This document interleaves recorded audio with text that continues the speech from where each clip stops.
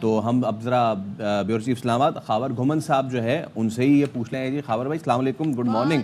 تو آپ بتائیے کہ رانا ثناء اللہ اور خواجہ سعد رفیق کو کیا صرف بیانات کے بعد انکلوڈ کرنے کا شامل کیا گیا حکومت میں, یا پھر جو بات ہے جو کہ شاہد خاقان عباسی نے بھی کہی تھی کہ جی کیپیسٹی نہیں ہے حکومت میں, قابل نہیں ہے, تو کچھ ایسے لوگوں کو لانے کی کوشش کر رہے ہیں کہ جس سے تھوڑے سے معاملات اپلفٹ ہو سکیں. What do you think? وعلیکم السلام and very good morning to you as well. دیکھیں پاکستان مسلم لیگ نون کے اس وقت نا ایک سے زیادہ مسائل ہیں.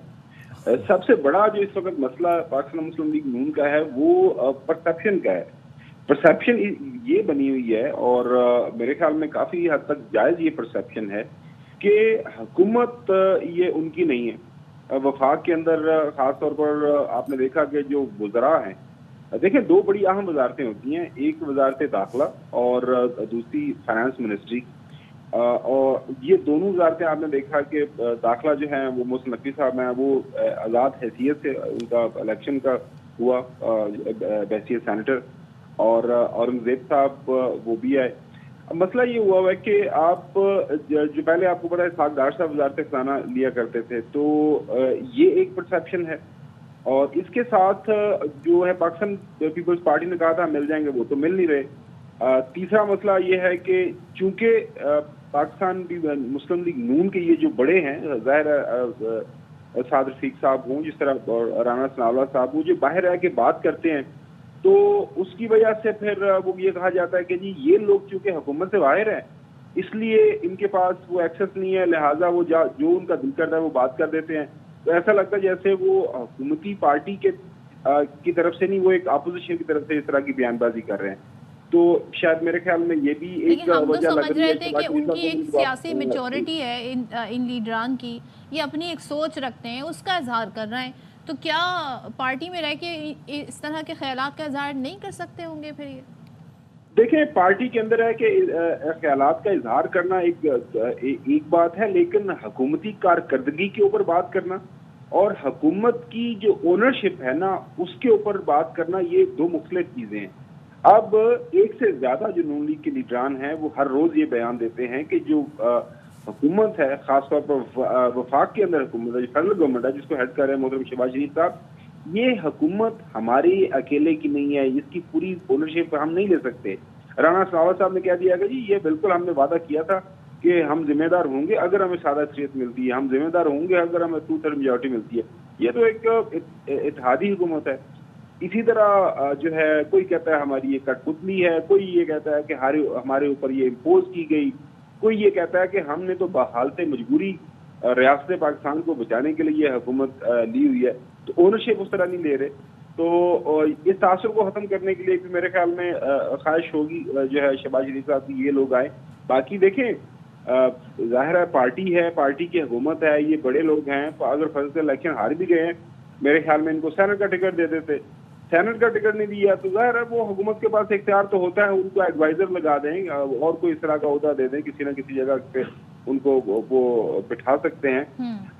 یہ مجھے بنیادی طور پر وجہ لگ رہی ہے, لیکن اس کا اگلا جو مرحلہ یہ ہے, اس سے مسئلہ حل نہیں ہوگا. دیکھیں حل اس لیے نہیں ہوگا, جاوید لطیف بھی بڑے بیانات دے رہے ہیں, تو ان کا نام کیوں نہیں اس میں سامنے آیا؟ اور اگر ہم دیکھیں اس سے پہلے اور چلے جائیں, شاہد خاقان عباسی, اب تو خیر وہ ایک الگ پارٹی کی طرف جا رہے ہیں, بٹ سٹل بہت ٹائم تھا, ان کو بھی منایا جا سکتا تھا اگر بات اسی طرح سے آگے بڑھنی ہے. تو دوسرے یہ کہ اب آپ پورٹ فولیو انہیں دیے جائیں گے, پرفارمنس حکومت کو کیا یہ لگ رہا ہے کہ ہماری پرفارمنس پہ جو پارٹی سے ہی تنقید ہو رہی ہے اس لیے ہو رہی ہے کہ پارٹی اکثر ہی کہتی ہے جی جس طرح الیکشن ہوئے اس پہ بھی سوال اٹھتا ہے. تو یہ حکومتی حلقوں میں کیا دو طرح کی اس طرح کی سوچ پائی جا رہی ہے؟ دیکھیں 3 سوال. جاوید لطیف صاحب آپ کو یاد ہوگا پی ڈی ایم کی حکومت جب بنی تھی اس وقت بھی ان کو وزارت ملی تھی, لیکن وہ بے محکمہ رہے تھے, ان کو محکمہ نہیں دیا گیا تھا. تو وہ پارٹی کے اندر سے جو ہمیں خبر ملتی ہے وہ شہباز شریف صاحب کی ان کے ساتھ اس طرح وہ بنتی نہیں ہے, وہ اس طرح کی ورکنگ ریلیشن شپ ان کا آپس میں کبھی ہوا نہیں ہے, یا آپ کہہ سکتے ہیں کہ وہ پارٹی کے اندر وہ جاوید لطیف صاحب زیادہ قریب سمجھے جاتے ہیں نواز شریف صاحب کے اور مریم صاحبہ کے. اب دوسری بات یہ مطلب یہ ہے کہ اب جو رائے ہے وہ آپ نے بات کی کہ ان لوگوں کی رائے کیا ہے اور یہ وہ کیوں نہیں آنا چاہتے یا کیوں نہیں ان کو پہلے نہیں لایا گیا, آپ کیوں لا رہے ہیں. پاکستان کے اندر 8 فروری کو جو ایک انتخابی عمل ہوا تھا وہ آپ وہ خیر سنا ہوا, ذرا ذرا بوٹا بوٹا جال ہمارا حال ہمارا جانے ہے. آئی ہوپ میں اگر غلط نہیں تو آپ میری تصدیق ضرور کر دیجیے گا. جانے نہ جانے گل نہ جانے باغ کو سارا جانے ہے. تو پاکستان کے اندر یہ جو انتخابی عمل ہوا ہے, اب پرابلم یہ ہے کہ اس کے اوپر پارٹی کے اندر بھی کافی زیادہ سوالات جو ہیں وہ اٹھ رہے ہیں.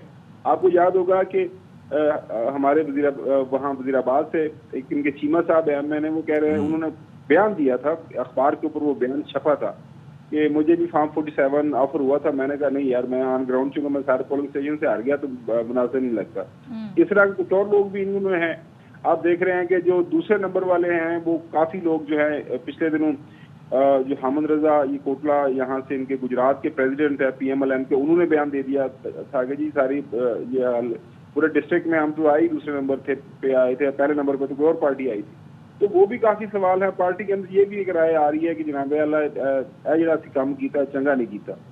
تو آن گراؤنڈ لوگوں کو بھی پتا ہے جو حالات و واقعات ہیں, تو وہ بھی کورس کریکشن کرنی ہے پارٹی کے اوپر, وہ بھی لیکن خاور صاحب یہ کورس کریکشن کیسے ہو رہی ہے؟ بیکاز بظاہر تو ایسا لگ رہا ہے کہ کچھ لوگ پارٹی میں جو نواز شریف کے قریب ہیں وہ اپنا اب ایک الگ بیانیہ رکھ رہے ہیں, اور کچھ لوگ جو شہباز شریف کے قریب وہ اپنا ایک الگ بیانیہ رکھ رہے ہیں, including the stalwarts like Saad Rafique and Rana ثناء اللہ.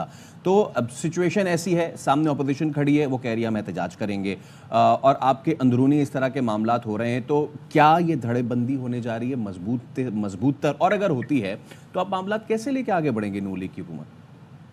دیکھیں معاملات آگے بڑھانے کی کا ایک ہی راستہ ہے. وہ 2 دن پہلے آپ نے دیکھا تھا جب کراچی کے اندر تاجروں کے ساتھ ملاقات ہوئی وزیر اعظم صاحب کی, تو وہاں پہ جو ایک مشورہ ان کو دیا گیا تھا.